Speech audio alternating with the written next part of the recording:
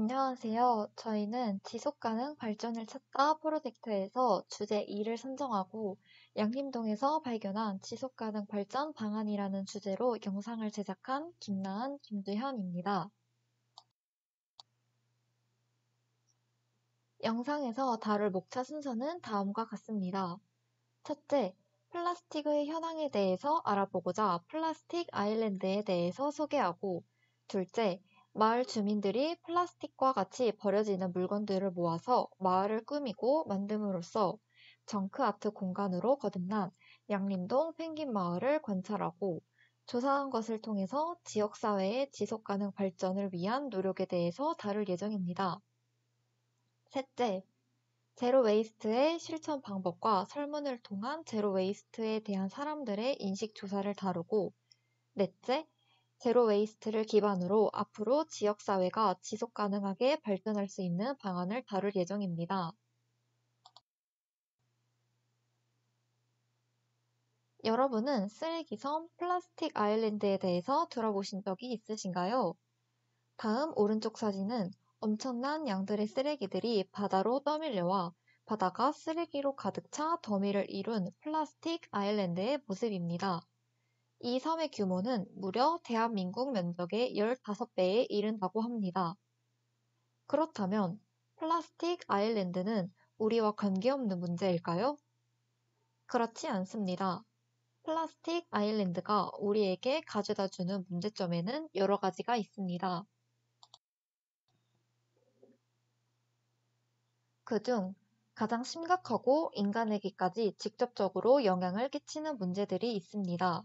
바로 미세 플라스틱 문제와 생태계 파괴입니다.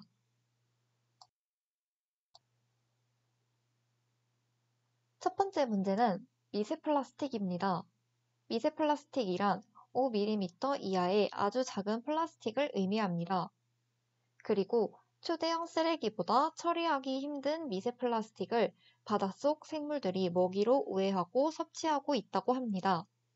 국제환경단체 그린피스 연구 결과에 의하면 지중해에서 어류 표본을 채취해 플라스틱 부스러기의 유무를 조사한 결과 18% 이상에서 미세 플라스틱이 발견되었다고 합니다. 그 중에서 사람들이 즐겨 먹는 게, 참다랑어, 바닷가재 등과 같이 인기 있는 어종도 있을 뿐더러 북해에서 양식된 홍합과 대서양에서 기른 굴, 심지어 소금도 포함되어 있다고 합니다. 사람이 섭취하는 다양한 해산물에서 미세 플라스틱이 발견되었다는 점을 미루어 볼 때 인체 유해 가능성을 결코 간과할 수 없다는 것이 전문가들의 견해입니다.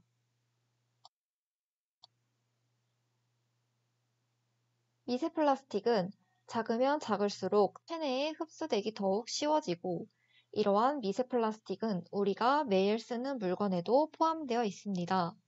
샴푸, 바디워시, 치약, 화장품, 매니큐어 등 일상생활 속에서도 우리는 미세 플라스틱을 하수구로 떠내려 보내고 있는 것입니다. 해양 쓰레기 전문가인 동아시아 바다 공동체 오션의 이종명 박사는 우리나라 바다와 해안의 미세 플라스틱은 오염의 세계 최고 수준이며 플라스틱의 크기가 작아질수록 해양 생물의 섭취와 먹이 사슬을 통한 오염 물질의 전달 가능성이 높아진다고 밝힌 바 있습니다. 이를 통해 알 수 있는 두 번째 문제는 플라스틱 아일랜드가 문제가 해결되지 않는다면 바다에 떠다니는 쓰레기들로 인해서 바다 생물들이 고통 속에서 살아가다가 결국 시간이 지나 생태계 파괴로 이어진다는 것입니다.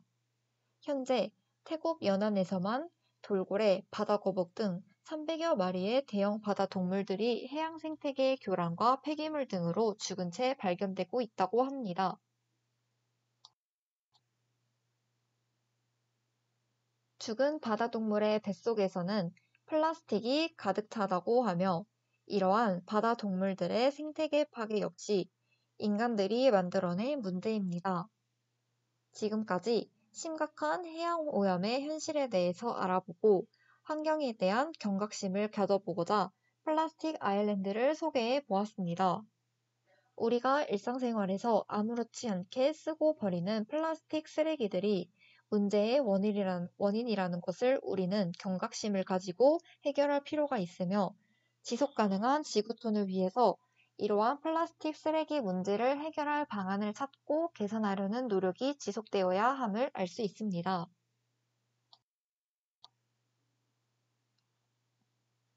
저희는 국제기구 유엔에서 지속가능한 지구촌을 위해 2030년까지 우리 모두 함께 협력하며 달성해야 할 목표로 정하여 제시한 17개의 목표 중 11번 지속가능한 도시와 공동체와 8번 양질의 일자리와 경제 성장의 관점에서 광주광역시 양림동을 조사하였습니다.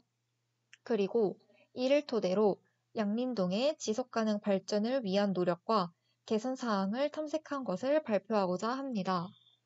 다음 슬라이드에서 저희가 양림동을 중점으로 지속가능 발전 방안을 조사한 이유와 지속가능 발전 목표에 맞추어서 양림동의 지속가능 발전 방안을 조사한 것을 발표하도록 하겠습니다. 우선 앞서 살펴보았듯이 플라스틱으로 인한 쓰레기 문제가 해양 오염을 더욱 심화시키고 있습니다.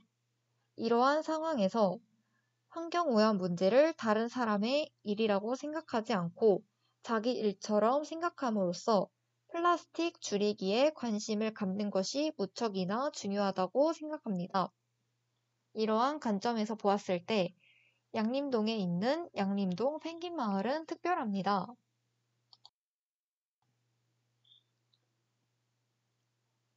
양림동 펭귄마을은 버려진 물건을 재생해 이를 복원시키며 새로운 문화를 창조하고 있는 곳으로 광주에서 손꼽히는 관광지로 유명합니다. 양림동 펭귄마을의 시작은 바로 주민들로부터였는데요.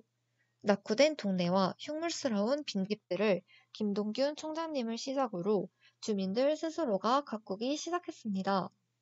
고장난 벽시계를 담벼락에 걸자 마을 주민들로부터 건너온 물건들과 마음들이 하나씩 더해져서 현재의 펭귄 마을을 이루었고 30여 가구 50여 명이 사는 펭귄 마을은 이제 예술과 문화를 갖춘 공간으로 바뀌었습니다.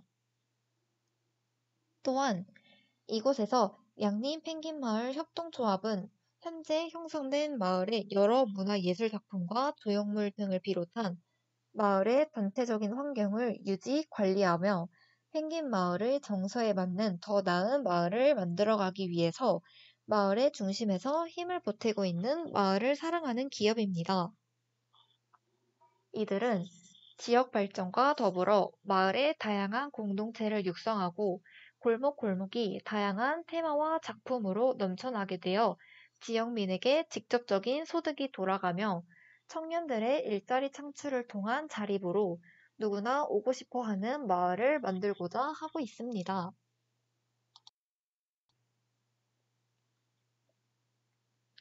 저는 이번에 지속가능 발전을 찾다 공모전을 준비하기 위해서 양림동 펭귄 마을을 방문하였을 때 시간 가는 줄 모르게 구경하면서 둘러보았던 기억이 있습니다. 일상생활에서 버려지는 폐기품들을 예술작품으로 탈바꿈함으로써 펭귄 마을이 마을을 대표하는 하나의 관광지가 된 것이 신기하면서도 골목 벽마다 붙어있는 폐품들과 폐품들을 이용해서 만들어 놓은 작품들을 보면서 이 마을이 마을 주민들의 많은 협력을 통해서 탄생하였으며 마을 주민들의 애정이 담긴 골목이라는 것을 새삼 깨달을 수 있었기 때문입니다. 또한 펭귄 마을의 정크 아트 작품과 오래된 생활용품들로 골목 구석구석을 채우고 있는 공예거리를 구경하니 이 마을 자체가 사람들에게 환경 보존에 대한 인식을 일깨워주는 역할을 하고 있고 현재 플라스틱 등 일상생활에서 쉽게 버려지고 있는 쓰레기들로 인하여 지구의 환경이 악화되어 가고 있는 상황에서 정크 아트 거리로 변신한 펭귄 마을은 버려지는 쓰레기들을 활용하여 관광지로 거듭난 지속 가능한 도시일 뿐더러 마을 사람들 공동체가 이 마을을 유지해 나가기 위해서 앞으로도 협력해 나갈 것이며 인간 정주가 가능한 지속 가능한 마을이라는 것을 깨달을 수 있었습니다.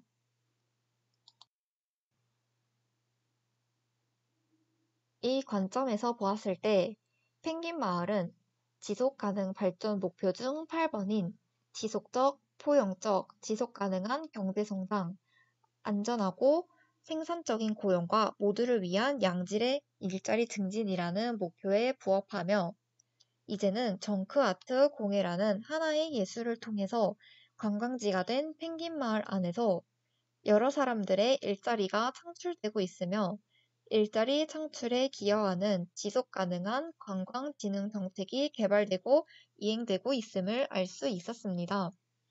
또한 양림동 펭귄마을은 지속가능 발전 목표 중 11번인 포용적이고 안전하며 회복력 있고 지속가능한 도시와 주거지 조성이라는 목표에 부합하기도 합니다. 앞서 보았듯이 마을 주민들이 함께 협력함으로써 펭귄 마을이라는 마을이 만들어질 수 있었기 때문에 펭귄 마을은 참여적이고 통합적이며 지속 가능한 인간 정주 계획 및 관리 역량을 강화한다라는 목표에 부합함을 알 수 있었습니다.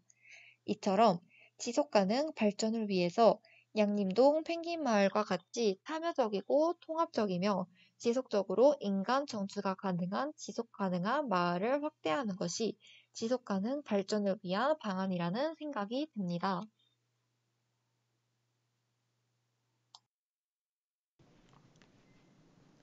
코로나 이후에 플라스틱 폐기물 양은 얼마나 달라졌을까요? 코로나 이후 배달 음식이나 포장 등 다양한 요인으로 플라스틱 폐기물이 734톤에서 848톤으로 무려 15.4%가 증가하였습니다. 앞으로 이렇게 플라스틱 폐기물이 늘어난다면 앞서 본 것처럼 플라스틱 아일랜드의 면적이 커지며 생태계 파괴가 심화될 것입니다. 그렇다면 우리는 어떻게 지속 가능한 지구촌을 만들 수 있을까요? 우리는 그 답을 제로 웨이스트에서 찾을 수 있었습니다. 제로 웨이스트는 모든 제품, 포장 및 자재를 태우지 않고 환경이나 인간의 건강을 위협할 수 있는 토지, 해양, 공기로 배출하지 않으며 책임 있는 생산, 소비, 재사용 및 회수를 통해 모든 자원을 보존하는 것을 말합니다.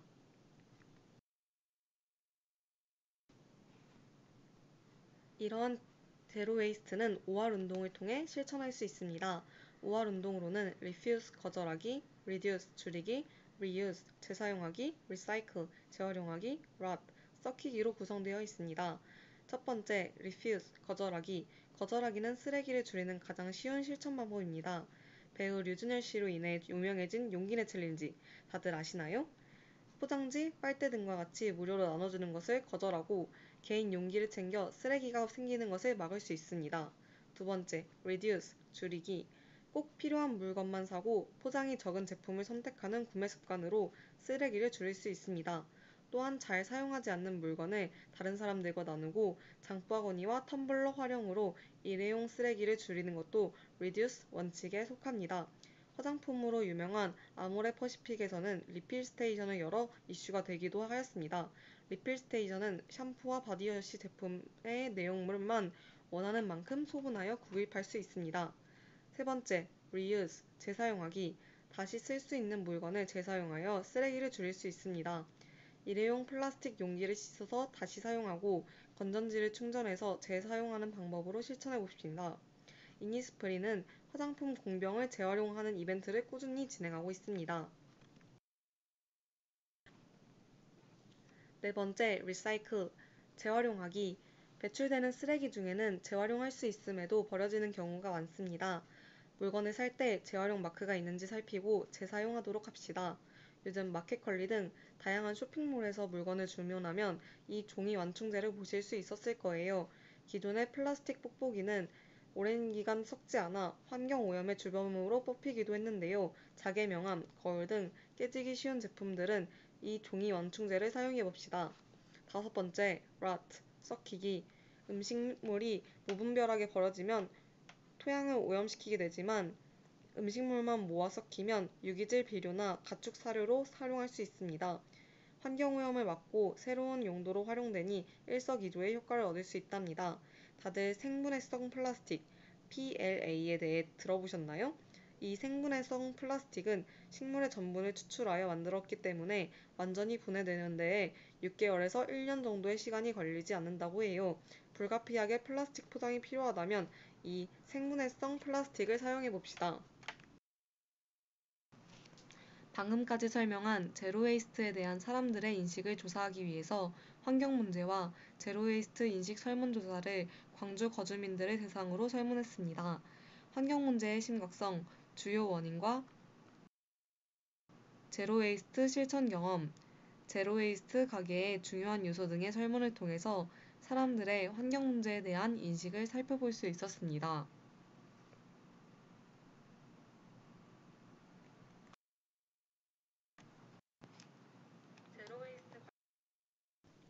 또한 광주에 있는 제로웨이스트 가게에 방문한 적이 있냐는 질문에 약 38%가 예라고 답하였고 62%가 아니요라고 답하였습니다. 설문을 통해 제로웨이스트와 관련된 가게의 유무를 알지 못하거나 실천을 잘 행하지 못한다는 것을 알 수 있었습니다. 그래서 저희는 사람들이 쉽게 제로웨이스트를 접할 수 있는 복합 공간인 10년 후 그라운드를 찾았습니다. 이 공간은 지역과 나를 위한 10년을 고민하는 사람들을 위한 모임 공간입니다.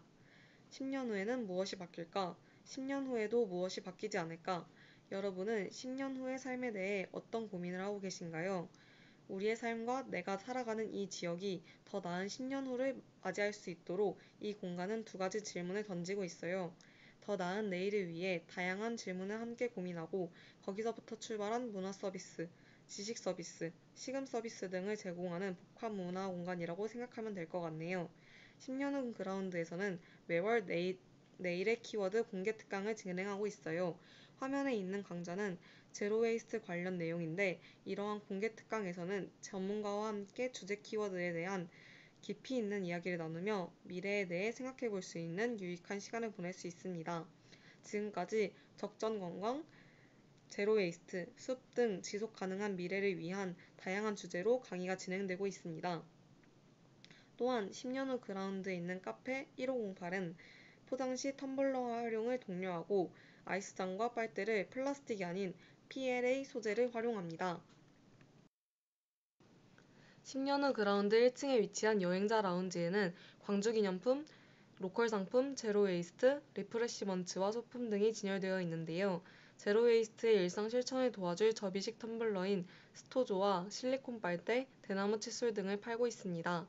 또한 삼배 수세미, 대나무 칫솔, 고체 비누 등 우리의 인체 건강에 해롭지 않으며 환경적으로도 좋은 자연 제품을 팔고 있습니다. 오른쪽 위에 있는 사진은 화학적 유해 성분 없는 설거지 비누와 미세먼지를 일으키지 않는 광목 주머니입니다. 너무 많은 쓰레기로 재활용마저 어려운 요즘 지속 가능한 내일을 위해 발걸음을 함께하는 물건들인데요.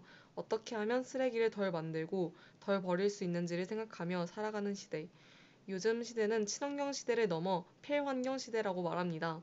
플라스틱 쓰레기가 나오지 않고 화학 성분 없는 설거지 비누와 몸통이 대나무로 된 칫솔, 일회용 컵을 대신 사용할 스토조와 씻기 편리한 실리콘 빨대 사용으로 일상의 쓰레기를 줄일 수 있습니다. 다음은 설문조사를 바탕으로 제로웨이스트 발전 방안을 탐구해 보았습니다. 설문조사 결과 제로웨이스트 가게에 방문하지 않았던 가장 큰 이유는 거주지 주변에 매장이 없었기 때문입니다.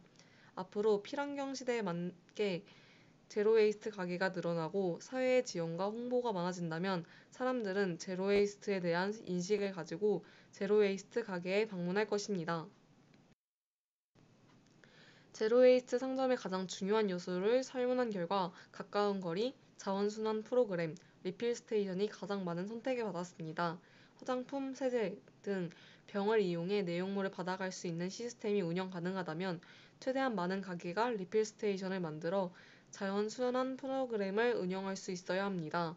또한 다양한 상품과 저렴한 가격, 온라인 판매로 접근성을 높여 최대한 많은 사람들에게 친근하게 다가갈 수 있다면 제로웨이스트가 많은 사람들의 일상 속에 좋은 영향력을 미칠 수 있을 것입니다.